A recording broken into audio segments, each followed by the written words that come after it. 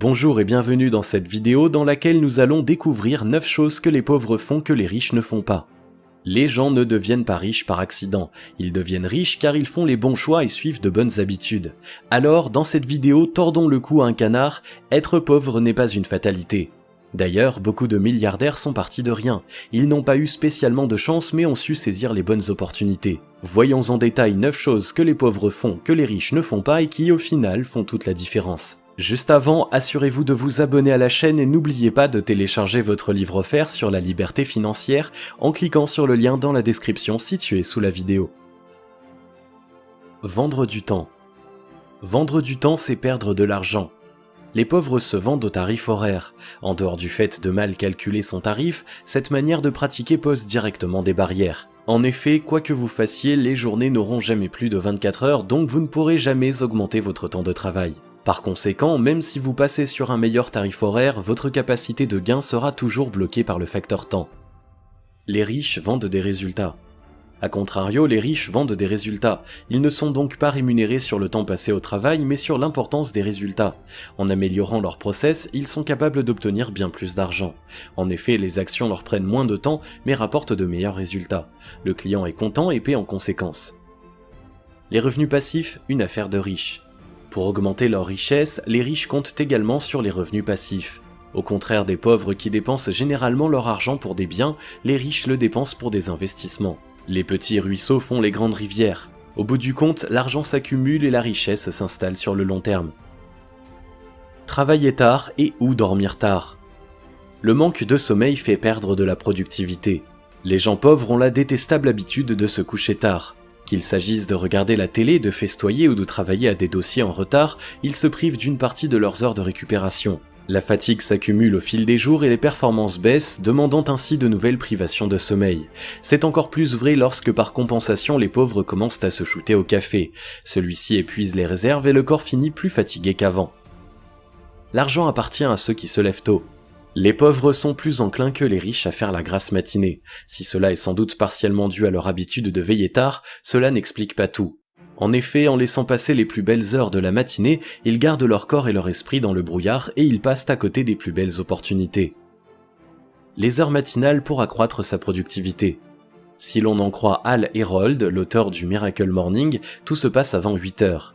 Il prétend que les hommes riches se lèvent plusieurs heures à l'avance afin d'avoir du temps à consacrer à des activités qui leur font du bien. En développant ainsi leur bien-être, ils deviennent plus productifs et les nombreux témoignages positifs semblent lui donner raison. Penser au lieu d'agir. La procrastination au service de la pauvreté. La procrastination est la tendance à tout remettre au lendemain. Omniprésente chez les pauvres, elle est pour ainsi dire totalement absente chez les riches. Et pour cause, faire directement les actions qui prennent moins d'une minute vous fait au final gagner 1 heure. Alors pensez-y la prochaine fois que vous jetez votre courrier sur la table. Action-réaction, un credo de progression. Les riches vivent dans l'action. Nul besoin pour eux de tâtonner à tort et à travers sans jamais rien faire. Ils conçoivent et ils agissent. Rester à espérer n'a jamais enrichi son homme. La pensée ne rapporte pas. La plupart des pauvres ont plein de projets. Oui, mais voilà, ils gardent leurs projets dans un coin de leur tête et ils ne font jamais rien. Pas le temps, pas prêt, pas ci, pas ça, toutes les excuses sont bonnes. Les riches, quant à eux, se lancent. Mieux vaut un projet moyen qui voit le jour qu'un projet parfait qui reste dans les cartons. Regardez la télévision.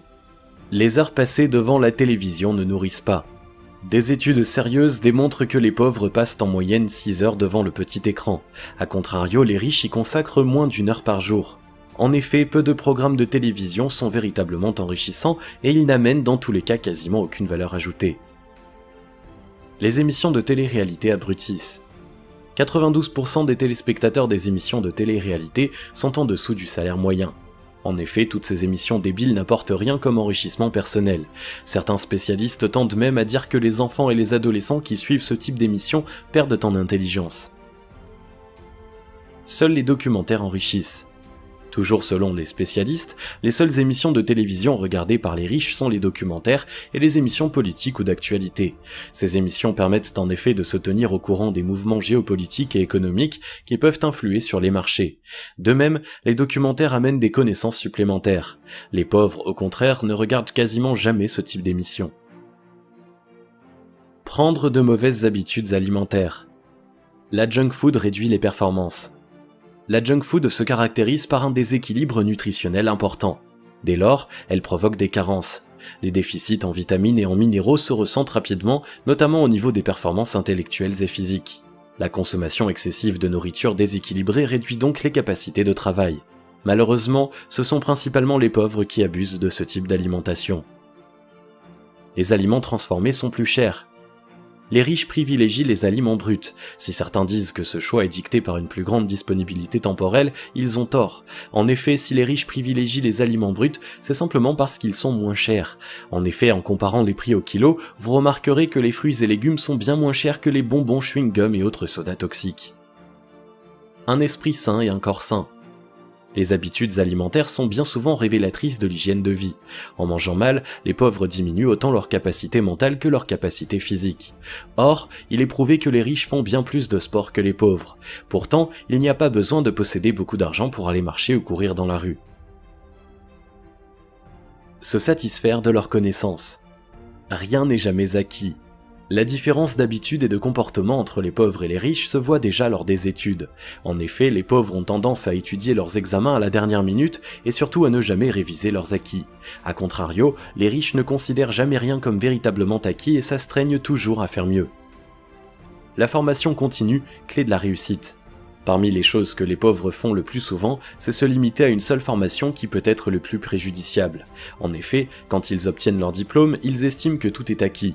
Au contraire, les gens riches se forment tout au long de la vie. Ils sont ainsi bien plus au courant des dernières technologies et des dernières techniques propres à leur métier. Élargir ses connaissances. En dehors de la formation continue en relation avec leurs études, les riches ont également tendance à élargir leur point de vue. En effet, pour performer dans un marché, ils apprennent à connaître les thématiques adjacentes aux leurs. Ils ont ainsi un point de vue bien plus large et bien plus affûté pour comprendre et appliquer les techniques les plus adéquates. Être radin en temps et en argent. Le bénévolat vous rend riche. Alors que les pauvres tentent à rester dans leur coin, les riches sont des adeptes du bénévolat. D'aucuns vous diront que bien évidemment ils ont le temps et les moyens de le faire. Cependant, force est de constater que les riches ont commencé le bénévolat bien avant d'atteindre la richesse. En effet, la richesse financière est bien souvent similaire à la richesse intérieure et sociale. Prendre le temps d'aimer les autres. La majorité des pauvres se trouvent bien trop occupés pour penser aux autres. Ils passent leur temps à se plaindre et à se débattre dans des habitudes qui ne sont pas forcément pertinentes. S'ils passaient autant de temps à s'intéresser aux autres qu'à eux-mêmes, ils verraient à quel point ils passent à côté d'une grande richesse. En effet, seulement 6% des pauvres pensent à souhaiter un joyeux anniversaire à leur connaissance. Donner pour mieux recevoir. La majorité des pauvres sont égoïstes et avares. En raison de leurs faibles revenus, ils pensent ne pas être en mesure de donner. C'est une grave erreur, puisqu'en effet les gens les plus riches de la planète sont également extrêmement généreux. À l'image de Bill Gates, de Warren Buffett ou encore de J.K. Rowling, donner est une manière de mieux recevoir. Laisser les livres de côté. Apprendre tout au long de sa vie. Les études démontrent également que les riches sont des lecteurs plus assidus. Au lieu de regarder la télévision comme le font la majorité des pauvres, les riches lisent des livres. Ils cherchent ainsi à parfaire leurs connaissances et à ouvrir leurs horizons mentaux. Se laisser guider par des mentors. Si les lectures des riches peuvent autant les aider à progresser dans la vie, c'est parce qu'ils s'intéressent à des théories nouvelles. Ils se servent des livres pour découvrir de nouveaux mentors. Ils suivent alors de nouvelles méthodes pour progresser dans la vie et surtout pour devenir une meilleure version d'eux-mêmes. A contrario, les pauvres sont bien souvent des lecteurs de magazines ou de bandes dessinées. Ressourcer son moi intérieur. En s'ouvrant à de nouveaux horizons, les riches se servent de la lecture pour ressourcer leur moi intérieur. Cela leur permet de faire une cassure avec leur quotidien et de laisser leurs préoccupations de côté. A contrario, les pauvres restent systématiquement enfermés dans leurs ennuis, leurs regrets et leurs jalousies. Naviguer à vue. Avoir des objectifs à atteindre. Les pauvres ont généralement peu d'objectifs tangibles dans la vie. Ils se laissent porter au gré du vent et avancent un peu dans toutes les directions. A contrario, les riches définissent des objectifs précis à atteindre. Ils ont également l'habitude de placer des délais pour être sûrs de ne pas laisser des situations s'enraciner. Faire des listes. Les pauvres manquent souvent d'organisation. Cela se traduit dans toutes les sphères de la vie. À l'opposé, les riches sont bien souvent des obsédés des listes. Que ce soit pour faire les courses au supermarché, pour gérer les tâches de la journée, pour faire les prochaines valises des vacances, ou simplement pour prévoir l'organisation scolaire des enfants, tout est listé, classifié et priorisé. Savoir mettre des priorités pour avancer. La priorisation est la grande force des riches. Les pauvres ont sans cesse l'impression qu'il faut tout faire, de préférence en même temps, pour arriver à un résultat. Au bout du compte, ils brassent du vent, s'agitent, s'épuisent et finissent par ne quasiment rien faire. De l'autre côté, les riches prévoient des programmes précis dans lesquels les diverses tâches sont classées par ordre d'importance. Ils font donc d'abord ce qui compte vraiment. Contrairement aux idées reçues, très peu de personnes riches sont nées avec une cuillère en argent dans la bouche.